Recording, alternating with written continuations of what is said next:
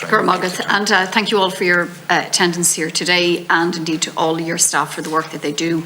The bus service is really important in the city, hugely valuable socially, economically, and we appreciate it and would like you to pass on our appreciation to your staff, because you're hearing a lot of complaints here and you'd think it was all bad. It's not. Your services are really, really valued.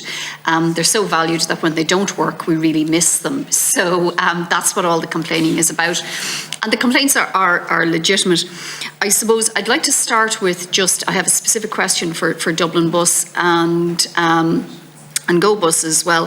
The Fianna Fáil Dublin Parliamentary Party Group did a survey this summer on antisocial behaviour on public transportation, and 93% of those who responded said that they had witnessed antisocial behaviour of some description or another, and 1 in 3 had actually personally experienced it.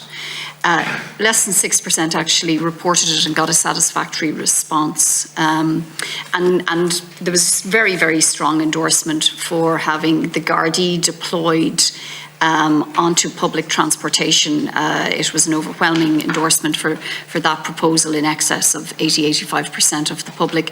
And these were all public transport users. We had gone out to the Lewis stops, the bus stops, and we had an online survey and a card. So they were people who used the public transport services on a regular basis and really valued it. So my question to the two operators is, how much do you spend on security every year? How much do you think vandalism, antisocial behaviour and withdrawal of services is costing every year? They're my first two questions. I'm happy to start, if that's okay, Deputy.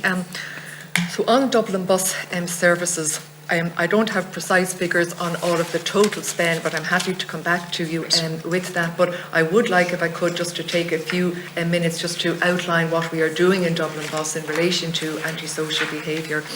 And maybe I might start just with something that maybe isn't obviously immediate apparent to even to our customers sometimes, and that is that every Dublin bus is in constant contact with central control. So the bus and the driver are never isolated and out on their own. Each bus is also equipped with around 14, believe it or not, CCTV cameras, both internally and externally on the bus. And our CCTV footage is of an extremely high quality and has been recognised as such by An Garda Síochána and has proved very helpful where there are instances of this. In relation to the number of incidents, we absolutely accept that they are very, very distressing on an individual basis, and the fact that they are relatively low in number on the scale of our operations does not mean that we don't take them seriously and that we don't look and investigate each one. Every driver fills in a report at the end of their journey, which must document. So even if a customer doesn't report something, each driver must fill in a report at the end of the trip, and we look and examine those stats. We're also active in a number of forums, and I know this has been referenced earlier, so I won't maybe repeat all of the forums, but very happy to send the information in.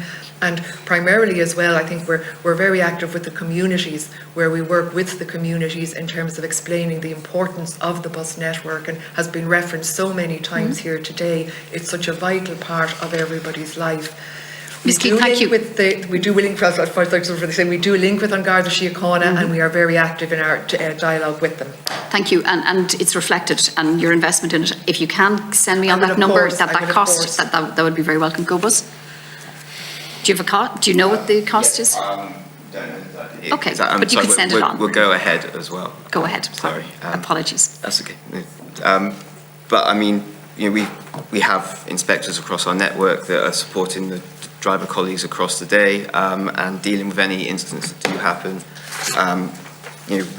We have all the measures that Andrea has also mentioned as well, and we've been working with a lot of community centres in the last 6 months to actually promote public transport and show the impact of stone throwing or just general antisocial behaviour around public transport to educate as we go along. That's great, thank you. And you'll be both happy to hear that it was reflected in the survey results that the bus is felt to be one of the safest modes of public transport, over and above the Dart, the Lewis, mainline rails or taxis. So well done. But I would like the costs, if you can send them on, that would be great.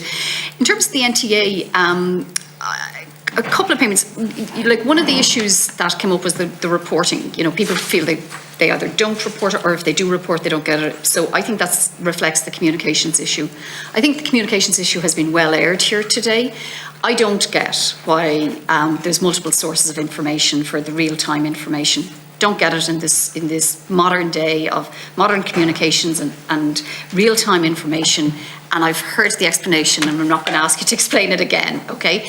But I also think that the other big software-related issue that people don't understand is why it's taken over a decade for cashless payments. When COVID hit, every small little operator was able to go cashless within a matter of weeks and a couple of months. People can, and people use the Leap card, and it's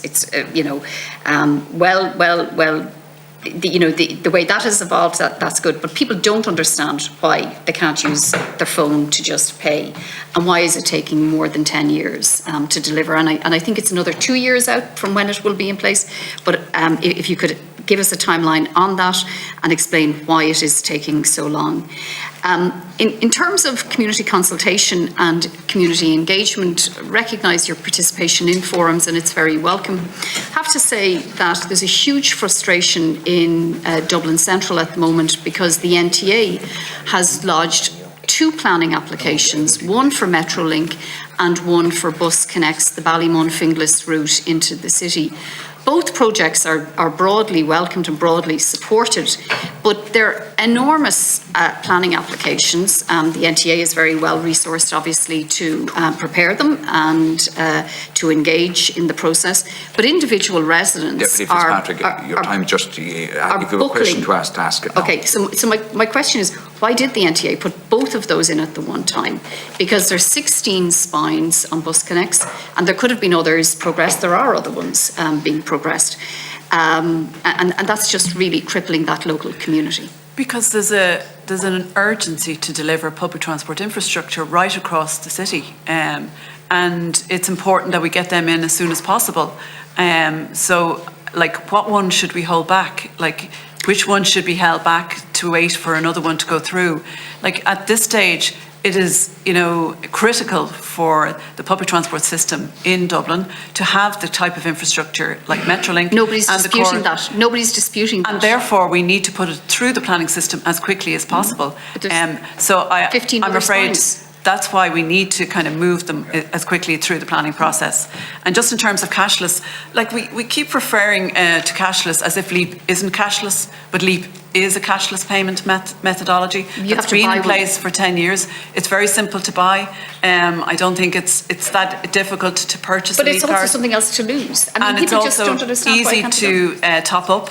And we've put many different applications in order to make it easy for people to use their Leap card.